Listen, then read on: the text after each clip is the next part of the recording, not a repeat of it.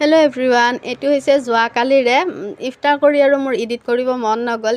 যোৱাকালি মই বিৰিয়ানী বনাইছিলোঁ, এইফালে কণী বইল দিছোঁ, এইফালে মাংস হ'বৰ কাৰণে দিছোঁ আৰু এইফালে চাউল বইল দিছোঁ। এইখিনি একেবাৰে চিম্পল আৰু এনেকৈ বিৰিয়ানীটো বনাব সকলোৱে জানে। কালি প্ৰথম ইফতাৰীৰ কাৰণে বনালোঁ আৰু খাবও মন গ'ল, তাৰপিছত সেইকাৰণে আৰু বনালোঁ।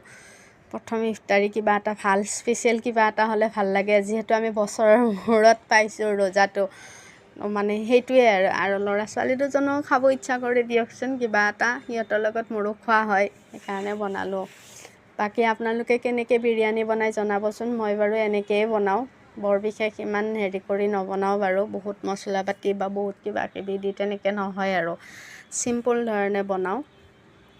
কাৰণ ইহঁত দুজনেও খায় আৰু ইফতাৰ কৰি উঠি বহুত মানে বিৰিয়ানীটো হেভিয়ে হয় বাৰু, নকওঁ মই পাতল বস্তু বুলি, কিন্তু বহুত মছলা দি মানে বহুত মানে পূৰা হেৰি কৰি খাব মন নাযায় আৰু। এইটো মোৰ বিৰিয়ানী হৈ গ'ল, ইয়াতে অলপমান ঘি দিছোঁ ওপৰত, মানে টেষ্টৰ কাৰণে দি দিছোঁ আৰু তেনেকৈ খালোঁ আৰু বহুত টেষ্টি হৈছে।